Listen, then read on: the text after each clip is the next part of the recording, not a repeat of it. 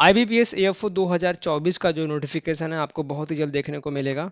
और जितने लोग भी इस साल अपीयर होने वाले हैं, आपकी तैयारी चल रही होगी, जो लोग अभी कॉलेज से अपीयर हुए हैं या फिर आप पिछली बार दे चुके हैं एग्ज़ाम, तो आप सबके लिए एक छोटा सा वीडियो मैं लेकर आया हूँ जिसमें बात करेंगे कि आपको टेस्ट कैसे देने हैं। ठीक है, एग्ज़ाम जैसे नोटिफिकेशन आएगा थोड़ी बहुत आपकी तैयारी हो चुकी रहेगी, आपको देखना है, आपको चेक करना है कि मेरी तैयारी कैसी चल रही है, तो आपको मॉक टेस्ट या फिर टेस्ट सीरीज में पार्टिसिपेट करना होगा। ठीक है, तो बात करेंगे कि आपको क्यों टेस्ट सीरीज देना चाहिए, टेस्ट सीरीज क्यों ज़रूरी है, हाउ टू एनालाइज एनालाइज कैसे करना है, how many test is sufficient, कि भैया कितना मॉक टेस्ट दें कि हमारा काम हो जाए, तो उसके बारे में बात करेंगे। राइट टाइम टू स्टार्ट, तो टेस्ट सीरीज देने का कौन सा समय है, कि एग्जाम के एक महीने पहले दें कि अभी से स्टार्ट करें, तो ये सारे डाउट क्लियर करने वाला हूँ। अगर आप बिगिनर्स हैं या फिर आप इससे पहले एग्जाम दे चुके हैं, फिर भी आप इस वीडियो को एंड तक देखिए, थोड़ा बहुत आपको जानकारी अलग मिलने वाली है। ठीक है, तो जो मैंने आपको बताया कि हम बात करेंगे कि कितने मॉक सफिशियंट है, हाउ मेनी मॉक टेस्ट देने चाहिए, कैसे एनालिसिस करना है, टाइम मैनेजमेंट कैसे करना है, और आपकी स्कोर लो आ रहा है तो उसका क्या सोल्यूशन हो सकता है, हाउ मेनी क्वेश्चंस, कितने क्वेश्चंस अटेम्प्ट करने हैं, इसके बारे में बात करेंगे। ठीक है, तो सबसे पहला है कि why test series, test series क्यों इंपॉर्टेंट है। तो देखो दोस्तों, सबसे पहले जो टेस्ट सीरीज को लेकर मिथ है आपके दिमाग में, वो नहीं होना चाहिए कि मैं इसका टेस्ट सीरीज ज्वाइन कर लूंगा तो मेरा काम हो जाएगा, डायरेक्ट क्वेश्चन फंस जाएंगे। ऐसी कोई बात नहीं है। जो एग्जामिनर हैं, IBPS के द्वारा एग्जाम करने कराया जाता है, जो बहुत ही एक्सपीरियंस फैकल्टी हैं, ठीक है, IBPS की, वो क्वेश्चन डिजाइन करते हैं और आपका 60 क्वेश्चन देने हैं। उनको पूरे साल टाइम है, आराम से निकाल के आपके 60 क्वेश्चन देंगे। ऐसा नहीं है कि चलो भैया चाय चाय पीने जा रहे हैं दो प्रोफेसर, अरे ये तो अच्छा लग रहा है, चाय की वैरायटी पूछ लेते हैं, ऐसा कुछ होता नहीं है। ठीक है, उनके पास इतना नॉलेज है और वो इतना टाइम है उनके पास कि वो प्रॉपर बैठ के आपके 60 क्वेश्चन निकालने वाले हैं। हालांकि 60 में से आपके 50% क्वेश्चन बहुत ही वन लाइनर आपको देखने को मिलेंगे, लेकिन कैसे उनको स्टूडेंट को फंसाना है ऑप्शन के बेस पे, उनको ये आता है। ठीक है, तो ऐसा मन में मत बैठा लेना कि ये टेस्ट सीरीज भैया, ये टेस्ट सीरीज ज्वाइन करूंगा तो मेरा 100% काम हो जाएगा, मेरे सारे क्वेश्चन फंस जाएंगे, ऐसा कोई बात नहीं है। कोई भी टेस्ट परफेक्ट, ठीक है, परफेक्ट नहीं होता है, नॉट 100% परफेक्ट। और अभी की बात करें तो अभी बहुत सारे लोग ऐसे मार्केट में आ चुके हैं जो AI के द्वारा क्वेश्चन जनरेट करा के आपको उल्लू बनाने की कोशिश कर रहे हैं। ठीक है, हमने यहाँ पे अनाउंस किया था 40+ टेस्ट और 100 पर सेक्शनल टेस्ट, ये दिखाने के नंबर हैं। इतने टेस्ट की जरूरत पड़ती नहीं है। ठीक है, बस जो हवा बना रहता है कि यार ये बहुत ज़्यादा टेस्ट दे रहा है तो लेके यहाँ चलते हैं, तो वो थोड़ा सा माइंडसेट आपको हटाना पड़ेगा उसके यहाँ से। और ये भी अपने दिमाग से निकालना पड़ेगा कि इसकी टेस्ट बेस्ट है, उसका टेस्ट बेस्ट है, किसी का टेस्ट बेस्ट नहीं है। एग्जामिनर चाहे वो IBPS AFO जो क्लियर कर चुका है वो बंदा टेस्ट बनाएगा तो उतना बेटर नहीं बना पाएगा, कोई भी आपका बनाए। एग्जाम लेवल के टेस्ट आपको देखने को नहीं मिलते हैं। टेस्ट केवल और केवल ये इस पर्पज से बनाया जाता है कि अगर आपने एग्ज़ाम नहीं दिया है तो एग्ज़ाम हॉल का आपको एक्सपीरियंस मिले। ठीक है, आपको फील आए कि हाँ भाई एग्ज़ाम ऐसा होता है, वैसा डैशबोर्ड आपको दिखे। ठीक है, आपको टाइमिंग चलते हुए दिख, तो एग्ज़ाम हॉल का पूरा एक्सपीरियंस आपको दिलाता है अगर आप टेस्ट सीरीज लेते हैं तो। टाइम मैनेजमेंट, जो आपकी सुई चलती रहती है, घड़ी चलती रहती है, टाइमर चलता रहता है वहाँ के टेस्ट के ऊपर, कितना सेकंड आपने उस क्वेश्चन पे स्पेंड किया हुआ है, तो वो बताता है कि एक क्वेश्चन पे आप कितना टाइम टाइम लगा रहे हैं। ठीक है, MCQ क्वेश्चन प्रैक्टिस करने के लिए आपको मिल जाते हैं। तो ये है आपका main purpose test series join करने का, टेस्ट सीरीज देने का। ठीक है, आगे बढ़ते हैं। How to attempt test. अब देखो यहाँ पे हम पहले मेंस की बात करते हैं, इसको आप रिलेट करके प्री में भी आप इसको रिलेट कर सकते हैं। कितने टेस्ट देने चाहिए। देखो आपके पास 45 मिनट मिलते हैं मेंस के पेपर में और एग्जामिनर आपको 60 क्वेश्चन देता है। 60 क्वेश्चन टोटली आपके एग्रीकल्चर के हैं, एग्रीकल्चर प्लस अलाइड सब्जेक्ट। और सबसे बुरी बात यह है, बहुत सारे एग्जाम में आपने देखा होगा सेक्शन बने होते हैं। ठीक है, सेक्शन बन जाए तो बहुत अच्छी बात हो जाएगी, जैसे कि आपका मेजर सब्जेक्ट है, मेन सब्जेक्ट जैसे आपका एनिमल, ठीक है, हॉर्टी, सॉइल और एग्रोनॉमी। अगर चारों का सेक्शन मिल जाए कि भैया ये चार सेक्शन है, पहले ये अटेम्प्ट करो, फिर ये फिर ये फिर ये, फिर तो आपकी चांदी ही चांदी है। जिनका कोई स्ट्रांग होगा, जैसे एनिमल किसका स्ट्रांग है, life life stock, life stock आपका स्ट्रांग है भैया, सबसे पहले हम लाइफ स्टॉक कर देते हैं। तो ऐसा होता नहीं है। मेंस में सारे 60 क्वेश्चन क्या होते हैं, मिक्स्ड होते हैं। किसी को कोई अंदाजा नहीं है कौन सा क्वेश्चन उनको पहले अपीयर होगा, सारे रैंडम क्वेश्चन आते हैं। अब अटेम्प्ट का मतलब कि आपके पास समय भी देखना है, 45 मिनट बचे हैं उसमें 60 क्वेश्चन करने हैं। तो पर क्वेश्चन के लिए आपके पास 45 सेकेंड है। अब इसमें से ऐसे बहुत सारे क्वेश्चन होंगे जो आपकी 10 से 15 सेकेंड में भी सॉल्व हो जाएंगे, वन लाइनर वाले क्वेश्चन, ठीक है, आपने देखा, आंसर मार्क किया, आगे बढ़ गए। अब इसमें से एग्जामिनर जो एक्चुअल पेपर है, मैंने बहुत सारे मॉक इंटरव्यू लिए हैं, बहुत सारे टॉपर से बात किया हुआ है, सबका यही रिएक्शन रहता है, आपके 50% क्वेश्चन बहुत ही डुएबल क्वेश्चन रहते हैं, आप वन टेक में एक बार देखते हैं आंसर मार्क करके आ जाते हैं। मेन सिलेक्शन उनका होता है जो बचे हुए 30 क्वेश्चन जो एग्जामिनर सेट करता है, अगर उसको करने में माहिर हैं, वो कर ले जाते हैं, तो आपका मेन सिलेक्शन होने में कोई नहीं उड़ सकता। अब आपके पास 45 सेकंड है पर क्वेश्चन के लिए। अगर आपने 45 ही सेकंड देना है पर क्वेश्चन के, तो आप पीछे रह जाएंगे और आप हड़बड़ी में बहुत सारी गलतियां करके आ जाएंगे, ठीक है। आपको टॉप नहीं करना है, ठीक है, आपको अपने क्वेश्चन के हिसाब से अपने टाइम को मैनेज करना है। बहुत सारे क्वेश्चन आपको बहुत जल्दी मिल जाएंगे, आपने 2 क्वेश्चन में 5 क्वेश्चन कर 2 मिनट में 5 क्वेश्चन कर दिए, अभी एक क्वेश्चन पे ही 2 मिनट लगा दिए, तो आपका पूरा का पूरा एवरेज बराबर हो जाएगा। तो ट्राई कीजिए, जैसे आपका टेस्ट स्टार्ट होता है, आपके पास 45 मिनट है, आपके पास 60 क्वेश्चन हैं, आप सभी को अटेम्प्ट करना है।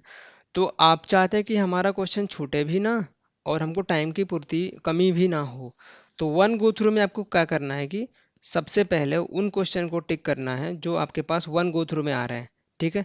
आपने टेस्ट स्टार्ट किया, एक बार पूरा क्वेश्चन देख लिया, अब वही क्वेश्चन आप पिक कर रहे हैं, जो भी क्वेश्चन आपके पास आ रहा है वो उनको टिक मार्क करिए, ठीक है।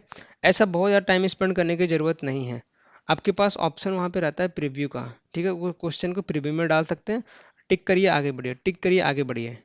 और फर्स्ट गो थ्रू में आपको ट्राई करना है कि आप जो आपकी जो एक्यूरेसी है वो बिल्कुल 100% रहे, मुझे एक भी तुक्का नहीं मारना है, एक भी गेस नहीं करना। अगर 50-50 चांस बन रहा है तो उसको सेकंड प्रीव्यू में करना है, ठीक है। फर्स्ट ग्रुप में आपको 100% आपको करना है कि भैया ये मेरे श्योर क्वेश्चन है, ये क्वेश्चन मुझे आ रहे हैं, इनको मुझे सबसे पहले करना है। अपनी ईगो को डाउन करके वहाँ पे ईगो नहीं दिखाना कि भाई इतना इजी क्वेश्चन मुझे नहीं आ रहा। बहुत सारे लोग ईगो में ही फंस जाते हैं कि यार ये तो मुझसे नहीं, कैसे नहीं हो रहा है मुझसे, कैसे नहीं हो रहा है मुझसे, इसके चक्कर में आकर टाइम वेस्ट कर देते हैं उस क्वेश्चन पे और उनका गलत भी हो जाता है। तो इजी होंगे क्वेश्चन, दिखेंगे इजी होंगे, ऑप्शन आपको समझ में नहीं आ रहा है तो बहुत टाइम वेस्ट नहीं करना है, उसको आगे बढ़ना है, ठीक है। समझ के आगे देखते हैं।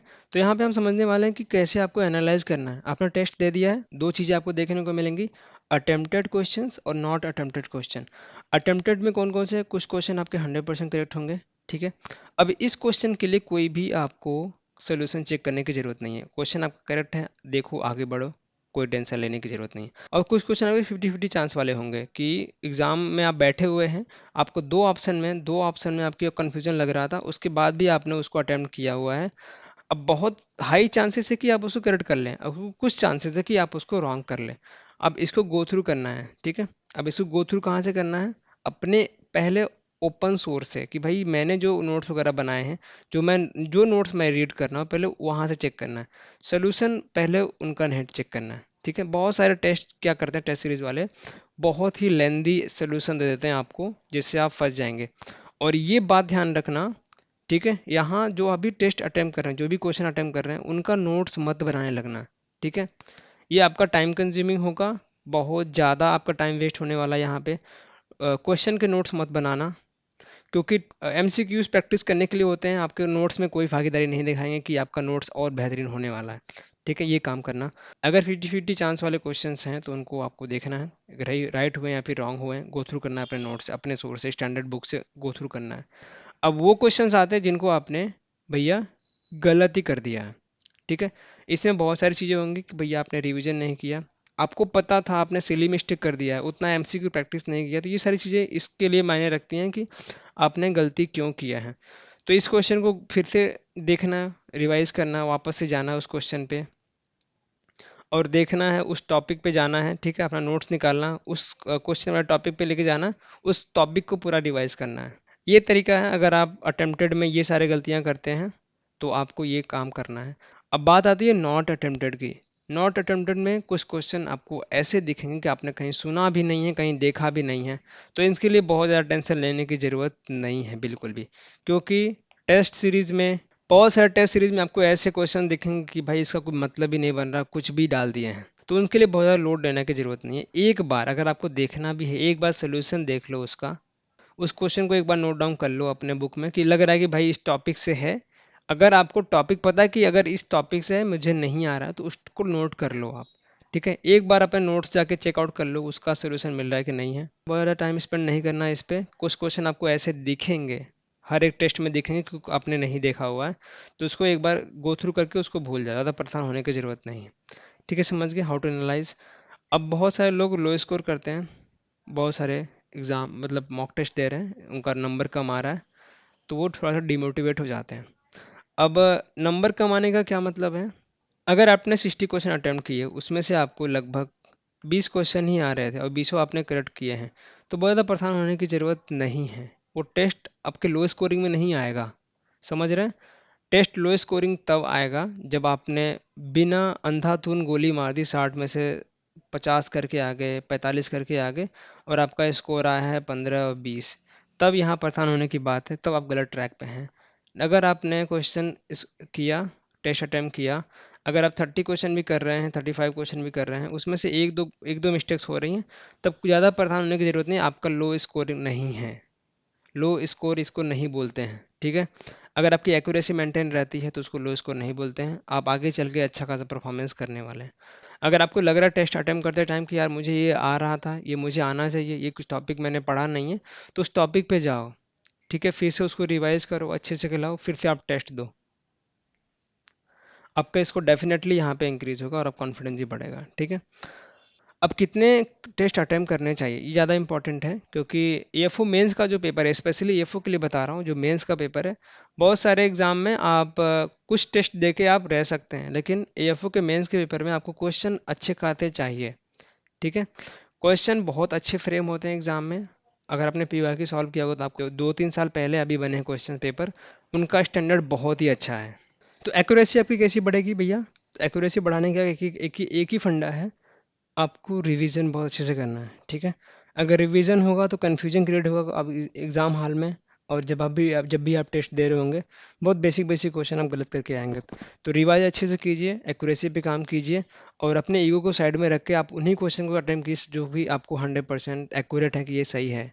और तब तक आपको टेस्ट देना है, तब जब तक आपके नॉन एरर का मतलब क्या है कि आप जानते हुए भी गलती किए हैं, चाहे आपका सिली मिस्टेक्स हो या फिर आपने रिवीजन नहीं किया है, हाफ चांसेस था फिर भी आपने उसको अटेम्प्ट किया है और उसको उसके बाद आपकी गलतियां हुई हैं, तो जब तक आपके 3 से 4 मिस्टेक, जो भी आप क्वेश्चन अटेम्प्ट कर रहे हैं उसमें से सिर्फ और सिर्फ 3-4 मिस्टेक्स ही हो रहे हैं नॉन मिस्टेक में, तब जाके आपको स्टॉप करना अपना मॉक टेस्ट, नहीं तब तक आपको मॉक टेस्ट देने हैं, ठीक है। चाहे प्री का दे रहे हो, प्री में आप काम चल जाएगा, लेकिन मेंस के लिए भैया अगर आप 35 क्वेश्चन कर रहे हैं तो जाहिर कीजिए कि भैया आपका 32-31 क्वेश्चन आपका करेक्ट हो, ठीक है। अगर आप रीच कर रहे हैं कितना, लगभग 45, ठीक है, 48-50 टच कर रहे हैं, तो इसमें भी ये नहीं कि आप 48-55 कर दिए और उसमें से आपका 15 क्वेश्चन गलत हो गया, ऐसा करना नहीं है, बिल्कुल नहीं करना है। नॉन मिस्टेक आपके 3 से कम होने चाहिए, तो आपका टेस्ट देना बंद कर देना। तो इन्हीं सब चीज़ों को ध्यान में रखते हुए हमने आपके लिए टेस्ट डिज़ाइन किया है, जो कि मैंने सुबह वीडियो में अनाउंस किया था कि पडाउन का फुल लेंथ मार्क हमने आपके लिए बनाया है। जो लोग भी एग्ज़ाम देने वाले हैं, आपका फर्स्ट अटैम्प्ट हो या फिर इससे पहले आपने दे दिए हैं, तो क्वेश्चन का लेवल ज़रूर आके चेक कीजिए, बहुत ही कम हमने प्राइस रखा हुआ है, अभी ऑफर भी चल रहा है उस पर, AA25, अगर आप इसको यूज़ करते हैं और 100 रुपीज़ का और डिस्काउंट आपको मिल जाएगा, ठीक है। डैशबोर्ड एकदम एग्ज़ाम के लेवल का है, आपको अनलिमिटेड अटेम्प्ट मिल रहे हैं, एक बार आपने टेस्ट दिया उसका आपको एनालिसिस करने को मिलेगा, आपकी रैंकिंग आप पता कर सकते हैं कितने लोगों में कितना रैंक है हमारा, और डिटेल सोल्यूशन के साथ हमने पूरा बोथ लैंग्वेज हिंदी और इंग्लिश दोनों में दे दिया है क्वेश्चन।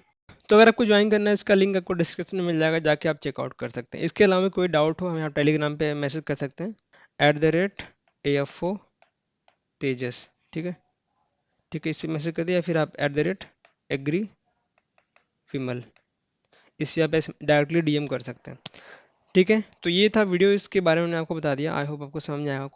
कोई भी क्वेरी हो आप कमेंट में बताइए, कैसा लगा वीडियो आपको कमेंट में बताना है, और वीडियो को लाइक किए बिना मत जाना, और चैनल पर चैनल को सब्सक्राइब जरूर कर लेना। मिलेंगे नेक्स्ट क्लास में, तब तक के लिए धन्यवाद।